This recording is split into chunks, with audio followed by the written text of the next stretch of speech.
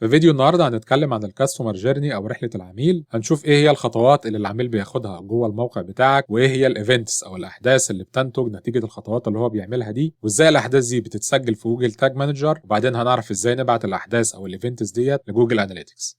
في عالم مثالي، لو احنا عندنا متجر الكتروني زي ما احنا كده بنجرب، فنفترض كده ان العميل دخل على المتجر بتاعك او على الموقع الالكتروني، سواء جاي من اعلان او سواء جاي من الاورجانيك، يعني من الاي سي او. فنفترض ان هو كده هيبدا يقلب كده في الموقع. فالايفنت اللي انا عملته ده كده الايفنت ده اسمه سكرول. الايفنت ده احنا ممكن نعمل له تتبع ونبعت البيانات بتاعته لجوجل اناليتكس. فهو كده بيقلب في الموقع، يشوف التقسيمات بتاعته والاصناف بتاعته، وبعد كده نشوف مثلا منتج زي ده كده عجبه، فهو هيدوس على المنتج ده.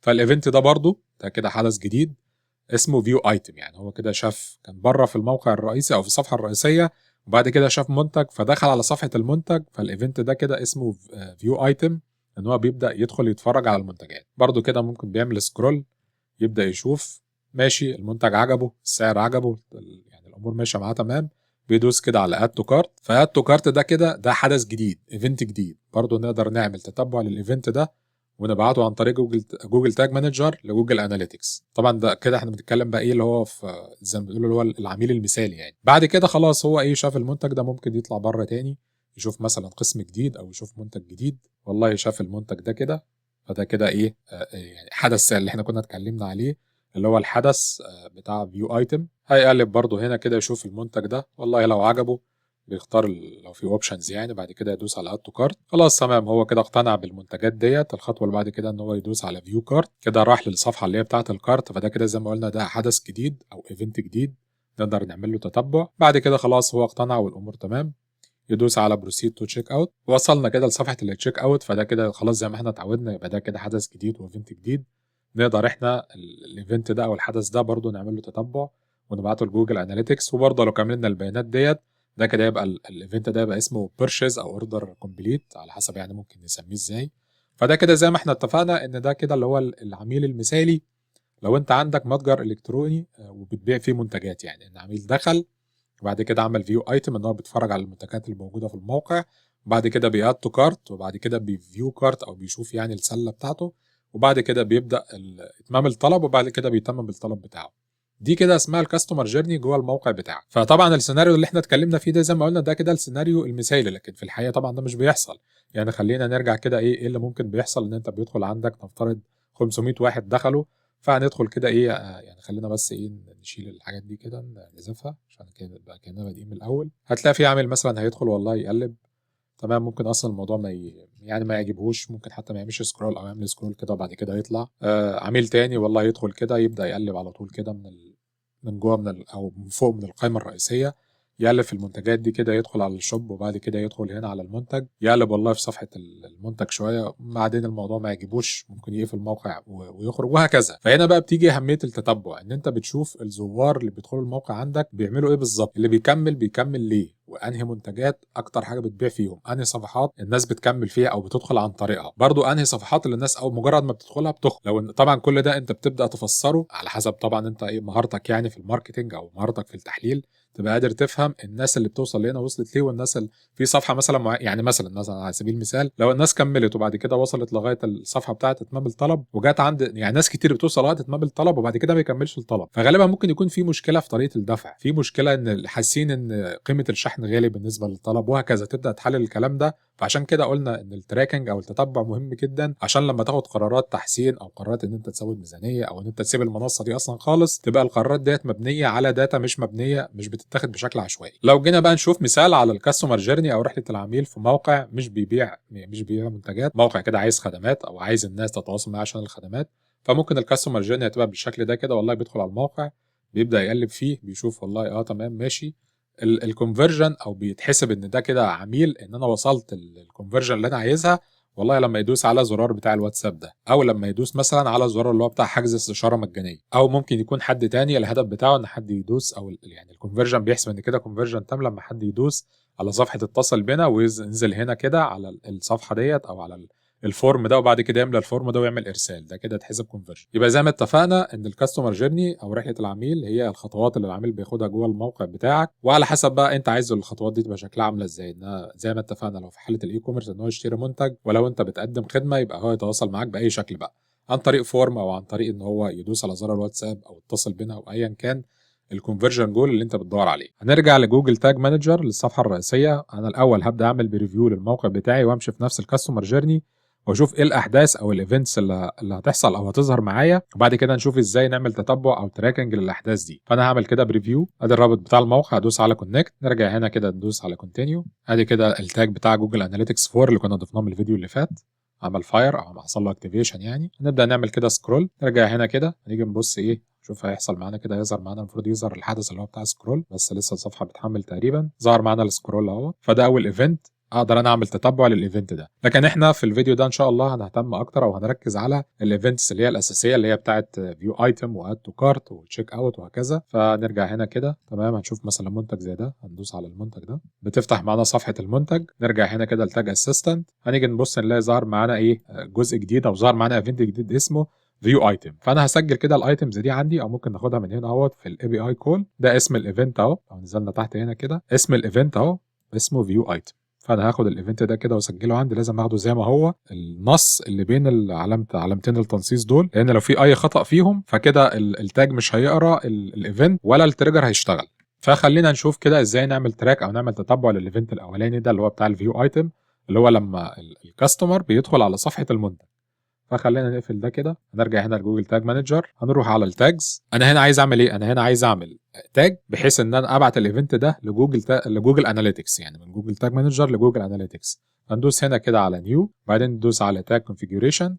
زي ما اتفقنا احنا عايزين نبعت التاج ده، عايزين نبعته او الحدث ده عايزين نبعته لجوجل اناليتكس. فندوس على جوجل اناليتكس ونختار ان هو ايفنت في جوجل اناليتكس.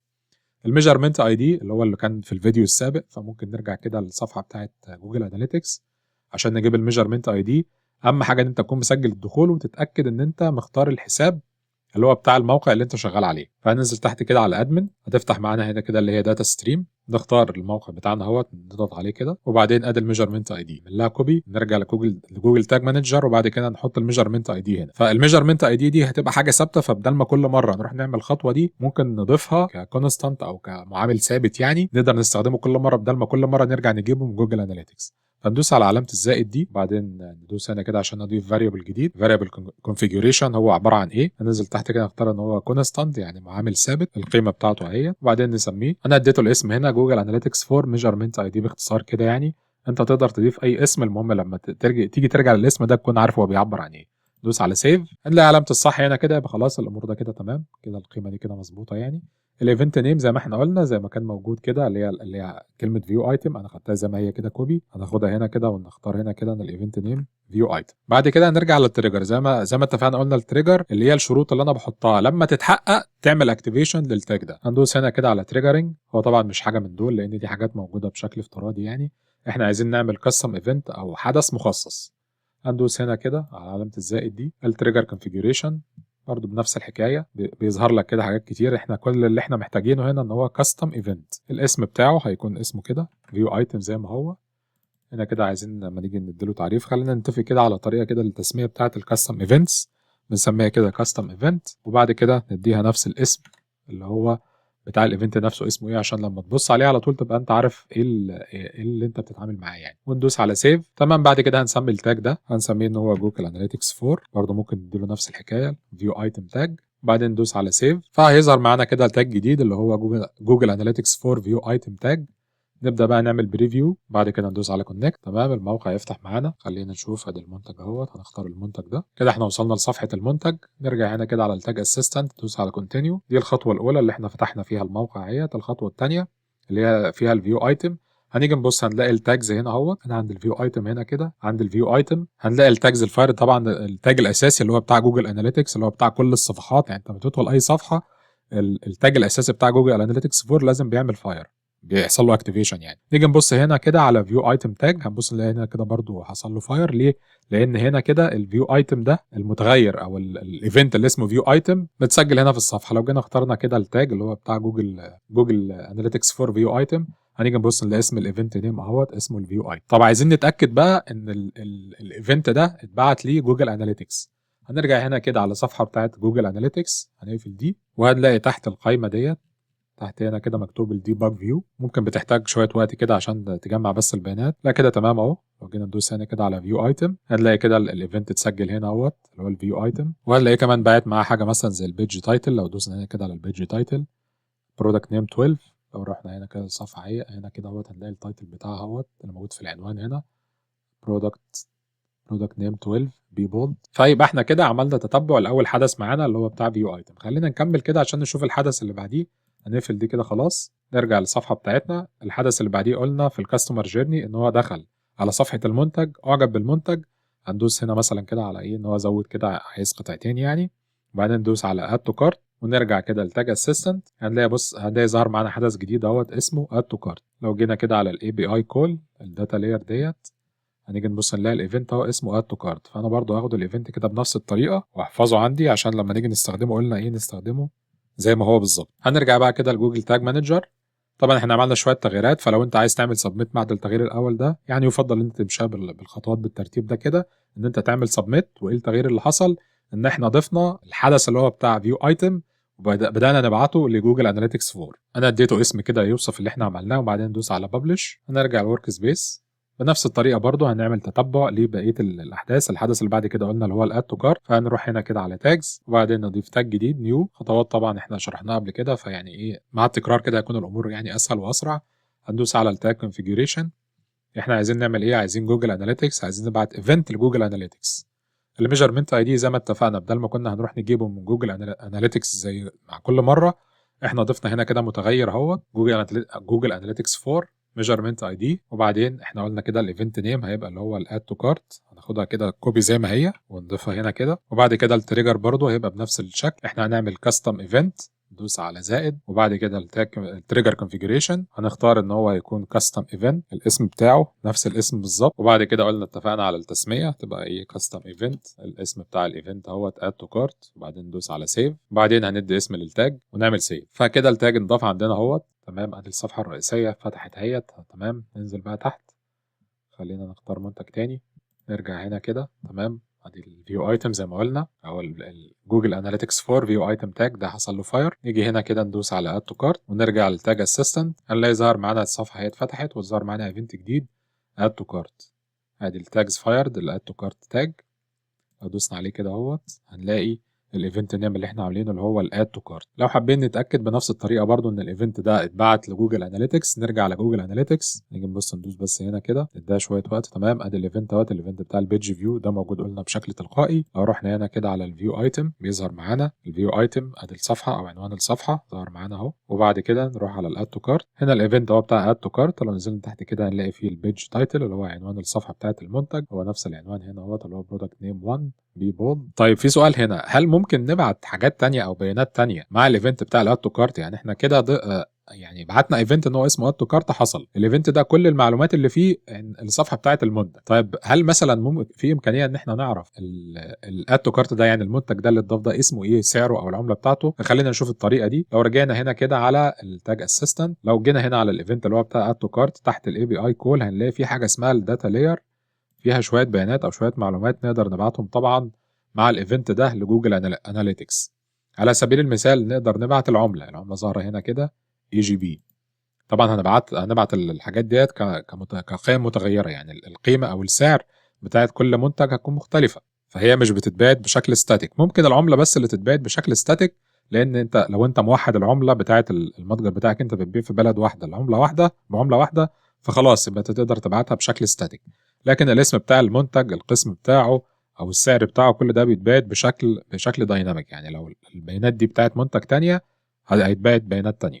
فخلينا نشوف كده ازاي نقدر نبعت البيانات ديت. لو رجعنا هنا كده على جوجل تاج مانجر دي الاعدادات بتاعه التاج. لو دوسنا هنا كده هنيجي نبص نلاقي في حاجه اسمها ايفنت بارامتر. يعني انت هتبعت بارامترز جديده او بيانات جديده مع التاج ده. يعني انت مش هتبعت اللي هو التاج بتاع اد تو كارت وخلاص، انت عايز تبعت معاه شويه بيانات. فزي ما احنا اتفقنا كده عايزين مثلا نبعت الجزء اللي هو بتاع العمله، فهندوس هنا كده على بارامتر وبعدين نكتب هنا كده كرنسي. في حاجات كده هتلاقيها متعرفه اصلا بشكل افتراضي اللي هي الحاجات الخاصه باي كوميرس اللي تلاقي جنبها علامه صح ده كده ده معناه انها متعرفه بشكل افتراضي عشان الايفنتس ديت بتاعه الاي كوميرس، فجوجل اناليتكس اصلا عارفها بشكل افتراضي يعني. فلو رجعنا هنا تاني كده لتاج اسيستنت هنيجي نبص هنلاقي الاي كوميرس موجوده تحت الكرنسي. فلما احنا نيجي نختار او عايزين نعرف الكرنسي هنا بنقول ان الاي كوميرس ديت دوت كرنسي، عشان دي موجوده جوه داله كده او جوه اري يعني، فبتتعرف بالشكل ده كده. فهنختار ان هي كده اي كوميرس. هنضيف لها برضو variable لان احنا هنستخدمها في كل الايفنتس اللي بعد كده، فهنضغط ندوس هنا كده وبعدين ندوس ان هو variable ونختار ان هو data layer variable لان احنا جايبينه هنا كده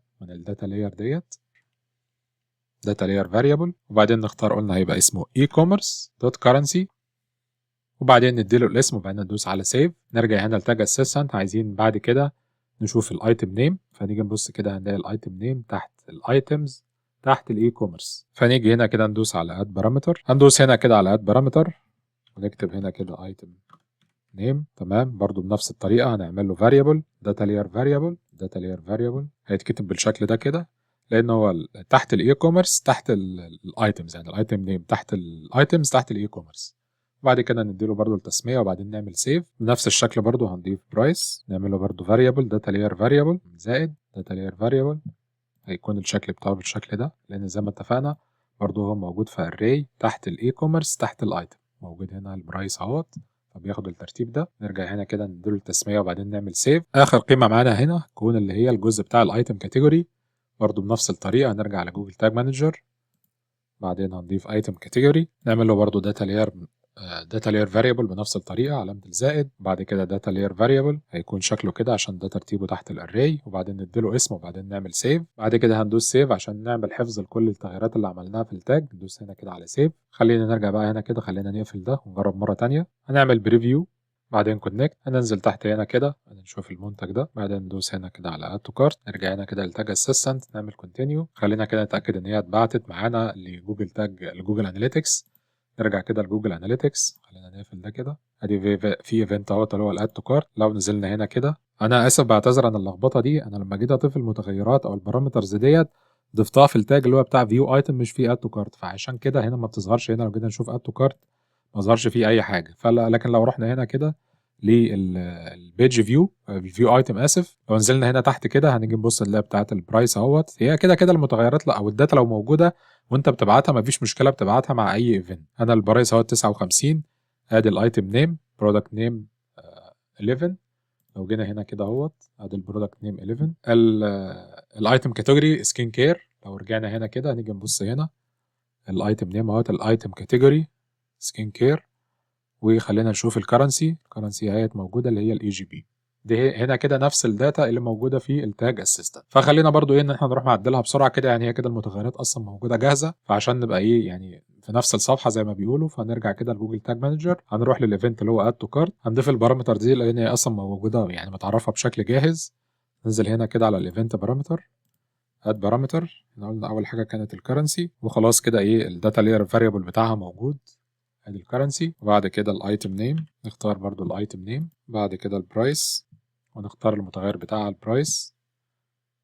وبعد كده كان الايتم كاتيجوري ونختار برضو هنا كده الايتم كاتيجوري نعمل سيف. اتاكد بس اللي هو بتاع اد تو كارت تمام كده خلاص سيفد. خلينا نقفل ده جوجل تاج مانجر نعمل بريفيو تمام كونتينيو. نيجي هنا كده اهوت ادي المنتج ده وبعدين نعمل هنا استنى بس صفحه تحمل. بعدين نعمل اد تو كارت ونرجع على تاج اسيستنت هنلاقي هنا الاد تو كارت اهوت. ادي البيانات دي المفروض ان هي كده دي المفروض تتبعت. لو جينا هنا كده على التاج ده هنلاقي البارامترز اللي احنا بعتناها هنا موجوده بالقيم بتاعتها وهنا موجوده بالاسماء بتاعتها فقط زي ما احنا معرفينها يعني. فنرجع كده للاناليتكس خلينا نشوف الفيو ايتم هنلاقي فيه اصلا نفس البيانات او البارامترز اللي احنا بعتناها.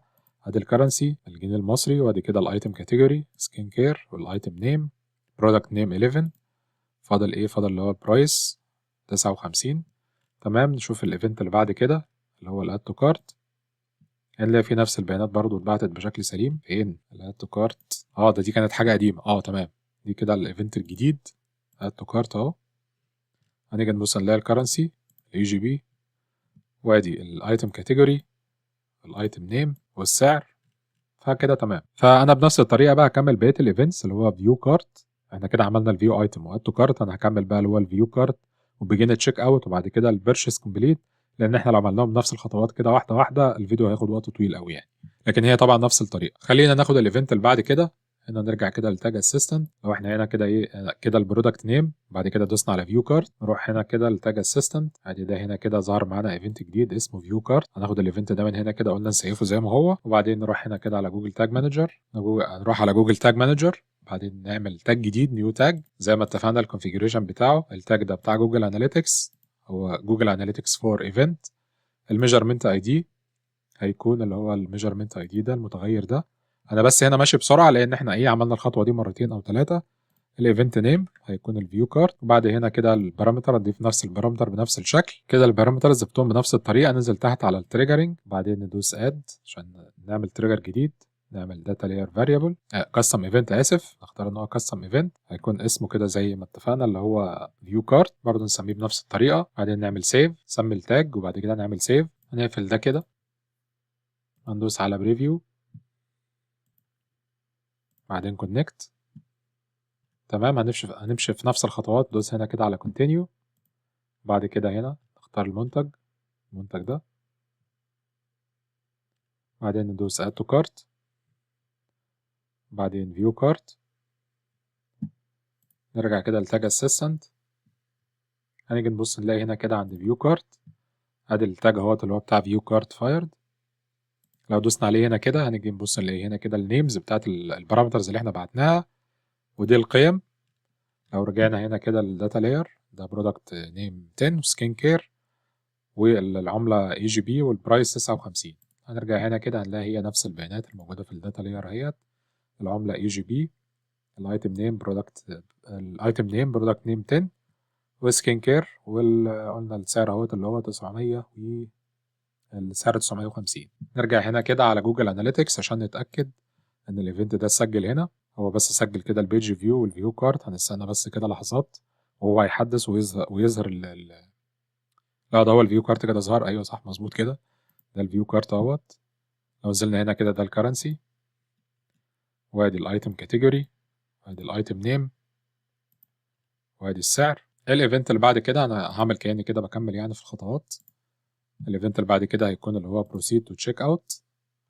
فانا استغل ان احنا فاتحين الصفحه التاج اسيستنت، هنبص نلاقي هيظهر كده، المفروض هيظهر معانا ايفنت جديد عشان ناخده ونسجله عندنا اهوت، اسمه بيجين تشيك اوت. لو جينا هنا كده اهوت، فين على الداتا لاير، هنا اهوت الايفنت اسمه بيجين تشيك اوت. برضو هنسجله ونحفظه عشان هنضيفه بنفس الاسم بالظبط. هنروح برضو بنفس الطريقة، هنمشي بقى فيها بسرعة. التاجز نيو تاج كونفيجريشن جوجل اناليتكس 4 ايفنت، وبعد كده نختار المتغير اللي هو الميجرمنت اي دي، بعد كده الايفنت نيم. ننزل هنا كده نضيف التريجر، نعمل واحد جديد هيكون كاستم ايفنت، الاسم بتاعه begin check out، وبعد كده نسميه ونعمل سيف. بعدين هنضيف نفس الايفنت بارامترز كده. كل البيانات اتضافت بشكل سليم. هندوس على سيف، بعدين عايزين نعمل بريفيو بس هنقفل التاج اللي احنا كنا فاتحينه ده. هنمشي في نفس الخطوات بتاعت بريفيو. هننزل هنا تحت كده وهنختار منتج، نرجع هنا كده continue، ادي كده فيو ايتم، الايفنت بتاع فيو ايتم، وده التاج بتاعه فاير دوت. ننزل بعد كده نعمل اد تو كارت، ونرجع لتاج اسيستنت، هنلاقي اد تو كارت ظهر معانا، وادي التاج بتاع اد تو كارت برضه فايرد. ندوس على فيو كارت ونرجع لتاج اسيستنت، هنلاقي برضه ادي الفيو كارت، وادي التاج بتاع جوجل اناليتكس 4، وده البارامترز اهيت اتبعتت. نكمل بعد كده على بروسيد تو تشيك اوت، نرجع لتاج اسيستنت بس لسه بيحمل. تمام، هنلاقي الايفنت اهوت اللي هو بتاع بيجين تشيك اوت، برضه اهو ادي التاج بتاع جوجل اناليتكس 4 بيجين تشيك اوت سكسيدد فايرد يعني. برضه هنا كده بعت البارامتر بشكل مظبوط. لو رحنا كده بسرعة على جوجل اناليتكس، نعمل بس اكس هنا كده، هنبص نلاقي الايفنتس كلها هي بداية من البيج فيو فيو كارت، وبعد كده البيج فيو تاني. المفروض يكون في، احنا قلنا البيج فيو الفيو ايتم. تمام، خلينا نراجعهم تاني. ده كده البيج فيو، بعد كده فيو ايتم، بعد كده الاد تو كارت، وادي البيانات بتاعته اهيت. نرجع هنا كده فيو كارت، البيانات برضو اتبعتت، البرايس والايتم نيم والايتم كاتيجوري. نروح على الايفنت الاخير اللي هو بيجين تشيك اوت، نفس الكلام برضو، ادي البرايس بعت هنا اهوت، البيج تايتل اللي فيها اسم المنتج، اسم الصفحة اسف، ده اسم المنتج اهوت، ده الايتم كاتيجوري، وهنا كده هنلاقي الكرنسي. طبعا البرايس احنا قلنا البرايس موجود تحت اهو. فكده كل الايفنتس دي اتبعتت. هيكون فضل عندنا بس الايفنت الاخير اللي هو بتاع البيرشيز بقى، برضه هنعمله بسرعه كده. فدي بيانات تجريبيه كده موجوده عشان انا كنت ضايفها يعني من قبل كده. فتمام، هندوس هنا كده على بليس اوردر. تمام كده الاوردر خلاص سكسسفول، الاوردر كده تم. هنرجع كده لتاج اسيستنت، هنقفل ده كده. هنيجي نبص هنلاقي الايفنت اللي اسمه بيرشيز اهوت، وادي الداتا لير بتاعته فيها برضو مجموعه بيانات نقدر او بارامترز نقدر نبعتها. هناخد كده الايفنت زي ما هو برضو. نرجع بسرعه على جوجل تاج مانجر، هنعمل تاج جديد، تاج كونفيجريشن، جوجل اناليتكس، جوجل اناليتكس ايفنت. الميجرمنت اي دي هنجيبه من الفاريبلز، وبعدين الايفنت نيم زي ما هو كده البيرشيز، هنضيف البارامتر وبعد كده هنضيف التريجر، نعمل سيف في الاخر. تمام كده كل البيانات اهيت. بعد كده نعمل سيف، هنعمل بريفيو للمره الاخيره بقى عشان نشوف اخر ايفنت ده. هندوس على كونكت. تمام، هنختار بقى كده برضو منتج، نرجع لتاج اسيستنت، كونتينيو، اد تو كارت، بعدين فيو كارت، نعمل بقى بروسيد تو تشيك اوت. نرجع كده لتاج اسيستنت، بس لسه بيحمل بقيه الايفنتس واحنا كده واقفين في بيجن تشيك اوت. وادي الايفنت ده فايرد اهوت. نرجع هنا كده البيانات اهوت، بعدين ندوس على بليس اوردر، نرجع للتاج اسيستنت، هنبص نلاقي هنا الايفنت اللي هو بيرشيز، ونلاقي التاج فايرد جوجل اناليتكس فور بيرشيز. لو دوسنا هنا كده نلاقي البارامتر زائد برضو مبعوثه، هنا كده مبعوثه بالقيم وهنا مبعوثه بالاسماء. فهنلاقي معانا الايفنت اهوت اللي هو البيرشيز موجود بالعلم الاخضر ده. لو دوسنا عليه هنيجي نلاقي برضو بنفس الشكل ظاهر هنا كده الكرنسي اي جي بي، وبعد كده الايتم كاتيجوري سكين كير، الايتم نيم، برودكت نيم 11، وادي البرايس. لو رجعنا هنا كده هنلاقي ان هي نفس البيانات اهيت اللي موجوده هنا في الداتا لاير او موجوده هنا اهي. وزي ما اتفقنا عشان كل التعديلات اللي احنا عملناها ديت تتحفظ، لازم نروح هنا كده على جوجل تاج مانجر، وبعد كده نعمل سبميت، ونكتب هنا كده ايه عنوان يوصف يعني اللي احنا عملناه. وبكده نكون وصلنا لنهايه الفيديو بتاع النهارده اللي اتكلمنا فيه على الكاستمر جيرني او رحله العميل، وايه هي الخطوات اللي العميل بياخدها جوه الموقع بتاعك، وايه هي الايفنتس او الاحداث اللي بتحصل، وازاي الاحداث ديت احنا بناخدها وبعد كده نعمل لها تاجز جوه جوجل تاج مانجر، وبعد كده نبعت الاحداث ديت لجوجل اناليتكس. شكرا على المشاهده ونراكم على خير. السلام عليكم.